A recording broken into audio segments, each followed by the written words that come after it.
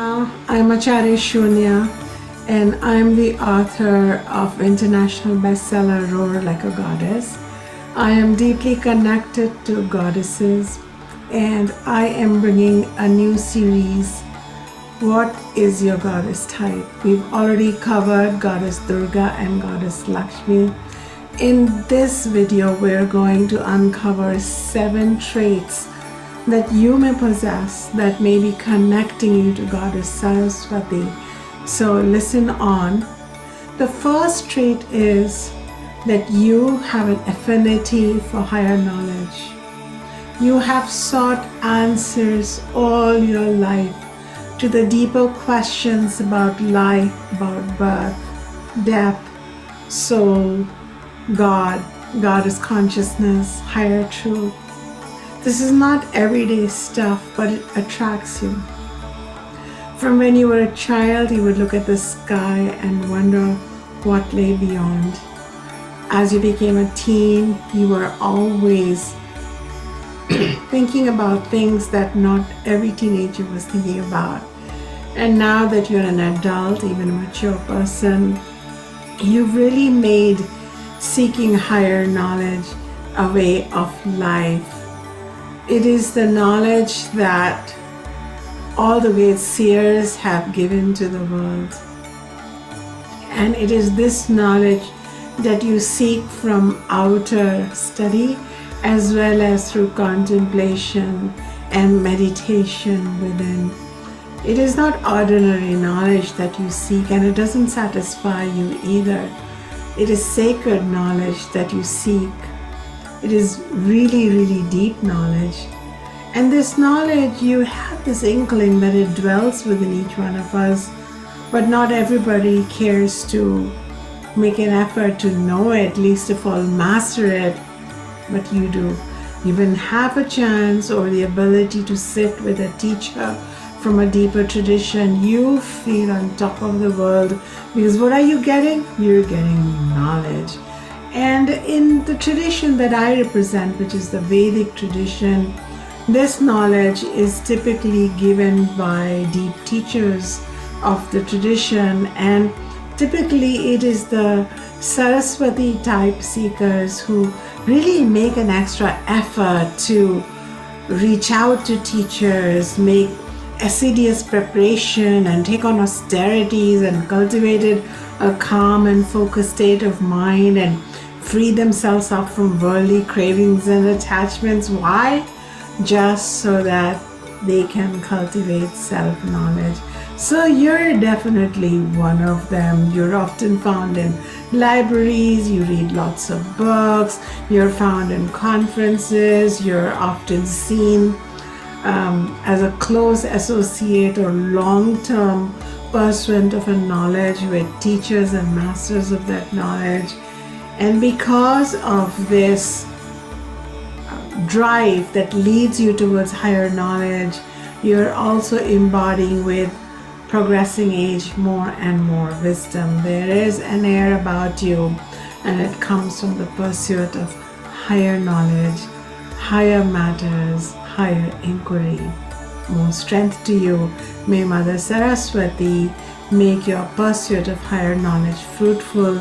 May you find your guru, your teacher, your tradition, and may you blossom in that tradition with the knowledge becoming internalized within you as pure wisdom. The second trait that Saraswati type personalities have is that you have a unique relationship with silence. Many people find silence awkward, but you kind of like it, and you cultivate it in nature, at home, inside yourself, in your heart, through meditation. And even when you are amidst groups and people, your speech seems to emerge from a unique quality of silence. In fact, probably you take to silence like a duck takes to water. You feel very at home with it. And there's nothing new about this tendency. There are many Saraswati led people in the world. There are traditions that embody silence, and people consciously choose to enter inner silence for the purpose of knowing themselves, for the purpose of helping the world. And even everyday moms and dads and bankers and employees choose to make silence a lifestyle choice by choosing inner quiet. Their homes embody that stillness and silence as if you've entered a temple of silence. So you're definitely somebody who needs periods of silence to even be okay with yourself. If you don't cultivate inner silence, and if you're always engaged in the sounds and noises of the world, and sometimes you lose touch with your own being. But the moment you have some silence, you can hear your own sound, you can hear your deep inner voice, and you feel fresh, you feel tranquil, you feel efficient, you become cheerful again, and you even become talkative. Why? Because it has come from the blessings of silence. And you're somebody who may know this or not, but to have silent periods of time, and even friends and company who are comfortable with silence is important to you, because it is here that you can experience the deeper quality of your thoughts, your feelings, your perceptions. And that's that Saraswati state of wanting to be in touch with your own deeper self, your deeper knowledge, and silence allows that. And that's why you like that versus always needing some sound or the other to keep you occupied. When you enter meditation, you often come up from it and say, I loved the silence. When you're by yourself taking a walk, you're enjoying the silence. And often you are able to become deeply silent, even around people who are talking and speaking and laughing, and the silence is so refreshing, and you are ready for more. The third trait that Saraswati personality people have, those who are really a Saraswati type of person, that you're really comfortable with yourself. While many people don't like being alone, definitely not for extended periods of time. If you are passing through life by yourself, chances are you're perfectly content with the situation, and you don't just put up with yourself. Congratulations, you actually like your own company. There's really no right or wrong way to be in this world, but it's often seen that people who are comfortable with themselves, with their own company, are happy or happier. They're more self-confident, they're more self-satisfied, and you're potentially one of them. And you use up this extra time to do the things you like, especially pursue higher knowledge that we talked about, some self-exploration through journaling, meditation, reading. These are all Saraswati type activities. You may also cultivate a lifestyle of yoga and certain hobbies that support you get in communion with your inner silence.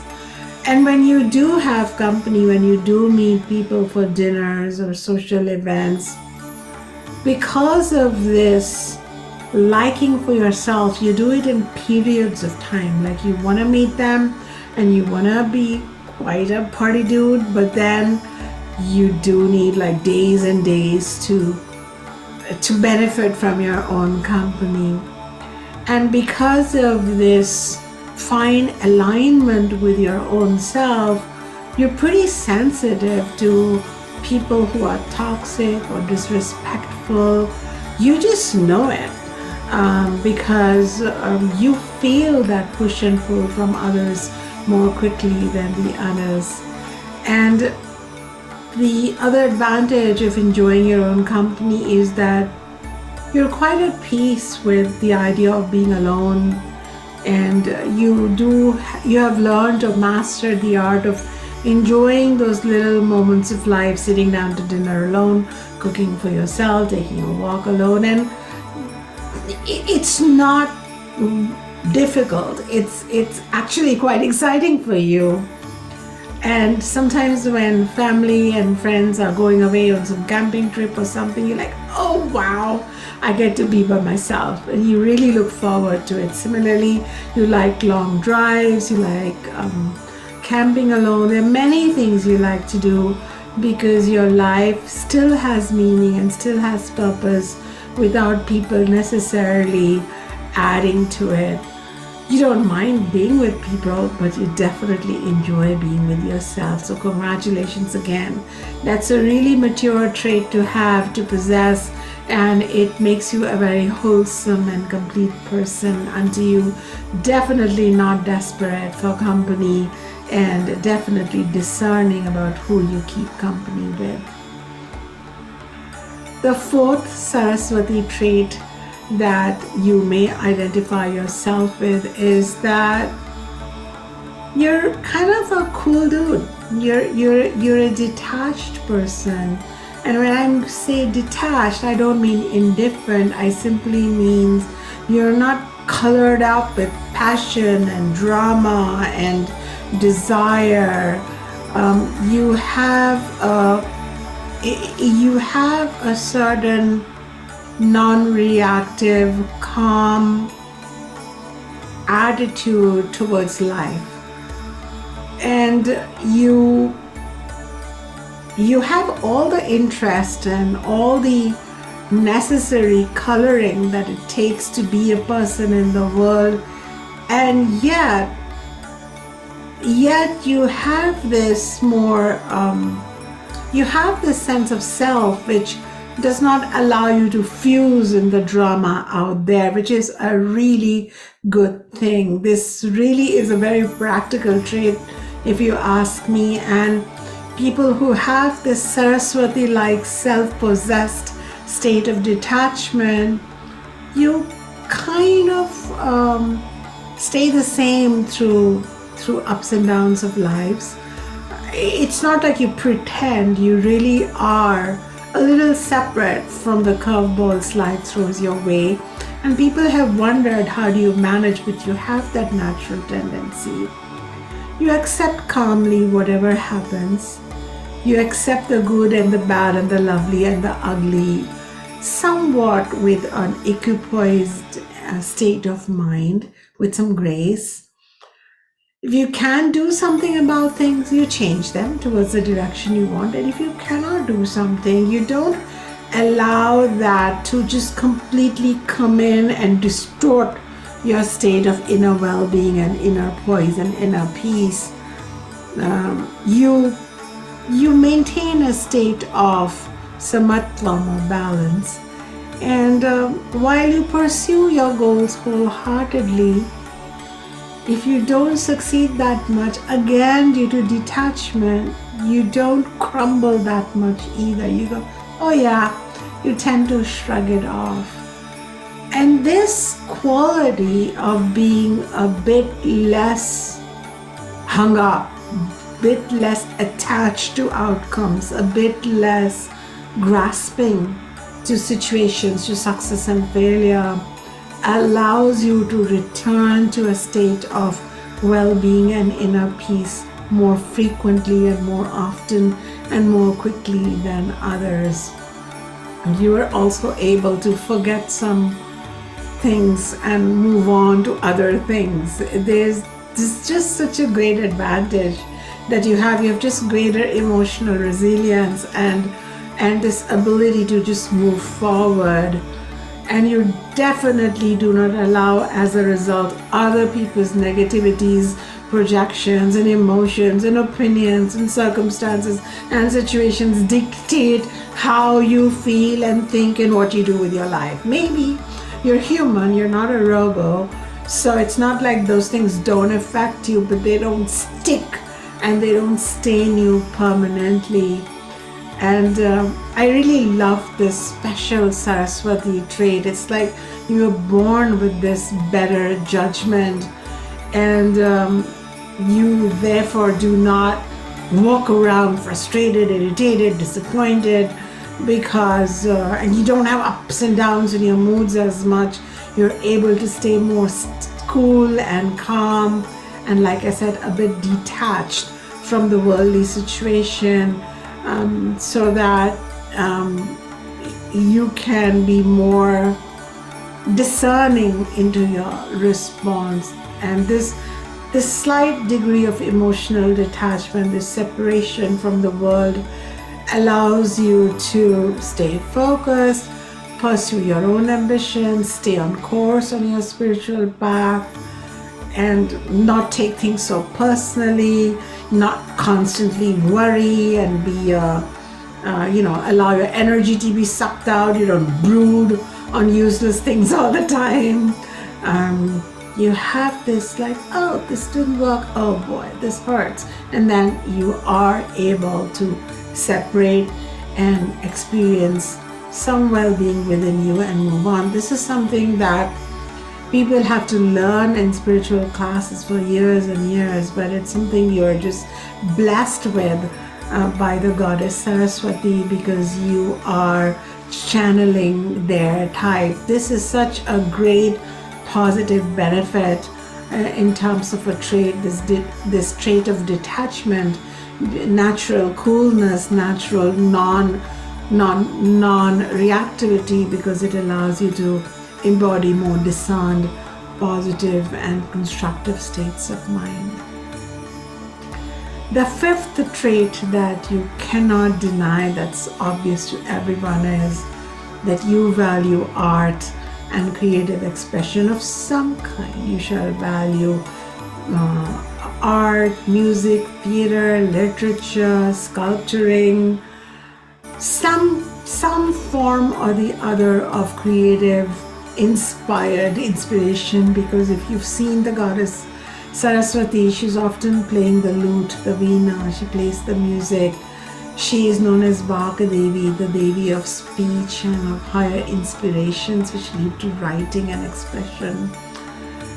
So you might find that you are also often supporting singers and painters and dancers and theater actors. You're an avid book club member or a book reader or even a writer.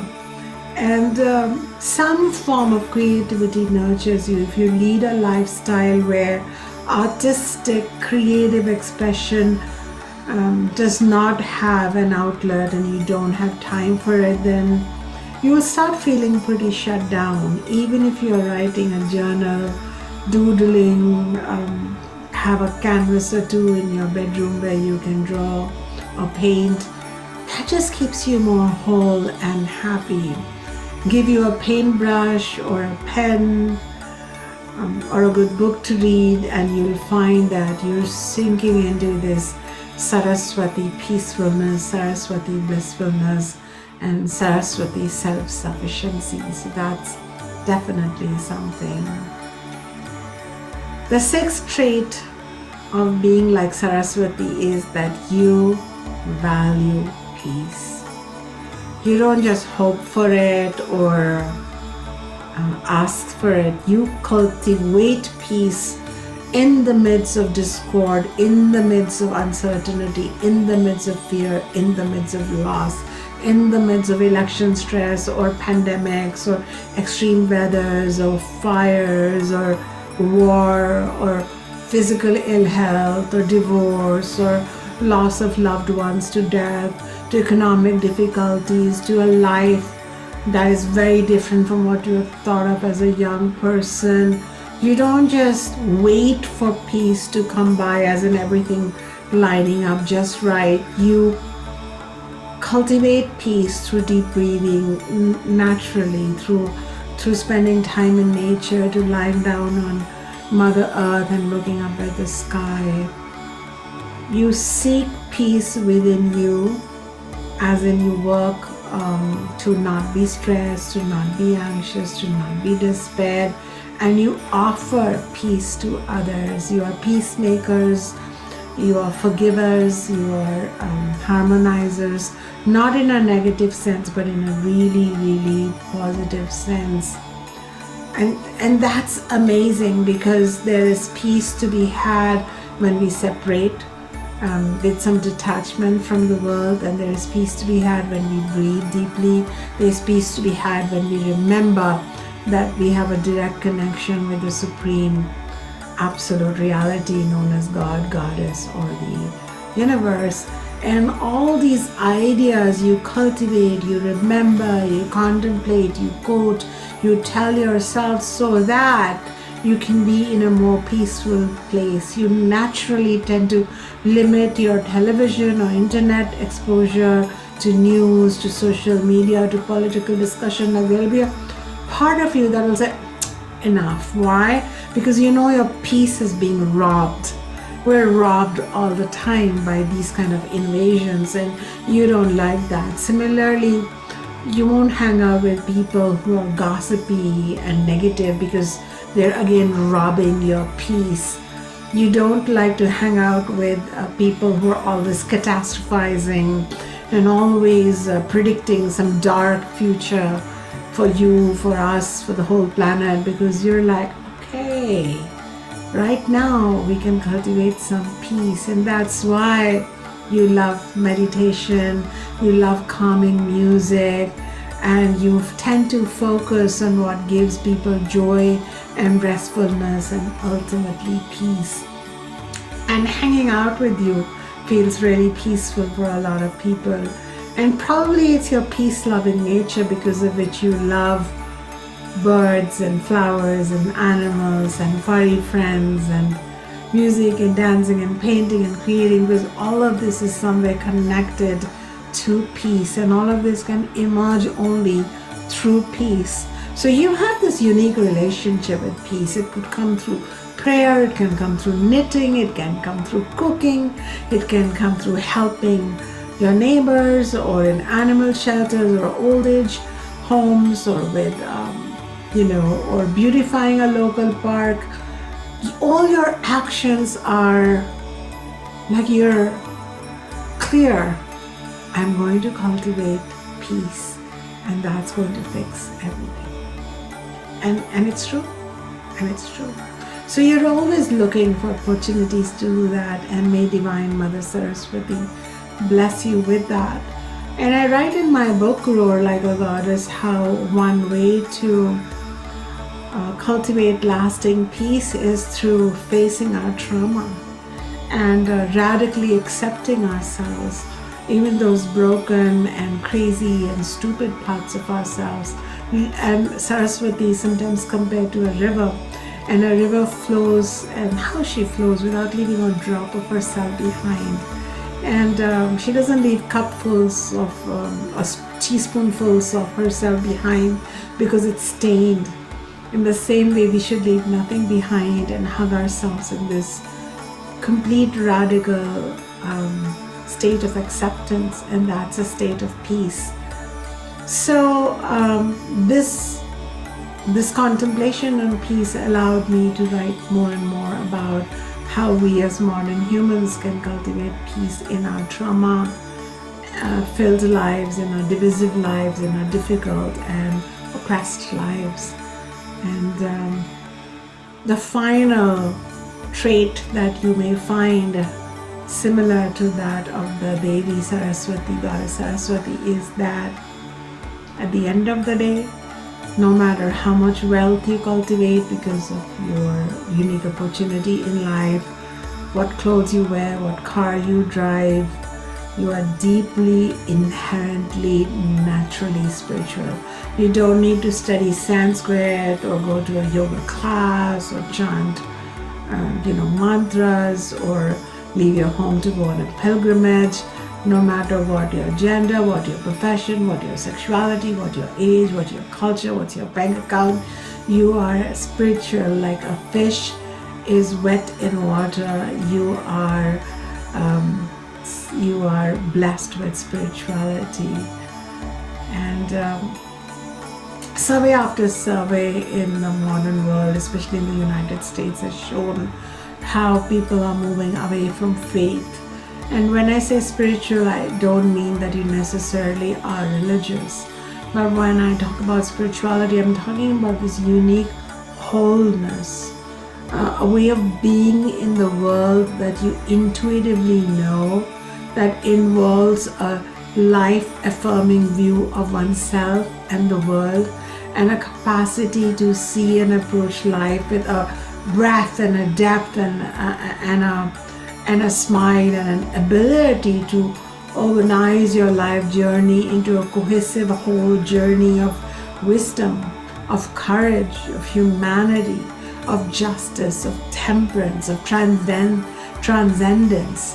And all these qualities just come to you, and that also makes you be attracted to teachers and dharma traditions like the Vedic tradition, which teaches how to bring your most spiritual qualities out. You're not very comfortable with groups and workshops and teachers who are just telling you how to be bigger in a material sense, because there are those teachers too. You're interested in building your character, building the strength of humility, of gratitude, of forgiveness, of appreciation, of beauty, of kindness, of hope, of fairness, of love, of gratitude, of hope, of appreciation and excellence. And these are all come under the category of dharma. And dharma is what guides you forward in your life, and moksha or transcendence is what inspires you. And when you come to a spiritual teacher like me, you're like, oh, this feels familiar. When you hear spiritual teachings from teachers like me who come from a lineage who often have deep teachings to unfold, you're like, yeah, this may be somewhat new in the way it's presented, but all of this feels like blood to my cells. I'm familiar with this somewhere, and you are. That is how a Saraswati person lives in their life with all these beautiful 7 traits. And if you identify with 4 or more traits, there is a possibility that you have a direct connection with the divine goddess Saraswati. And this brings me to the conclusion of this series. I might add future videos on future goddesses, but for now, if you have begun with this Saraswati video, I recommend you look out for the Lakshmi and the Durga video too. It need not be that you are only connected with one goddess type and not the others, but it would be fun for you to find out, because I have explained 7 traits of each goddess. Which one do you connect with more?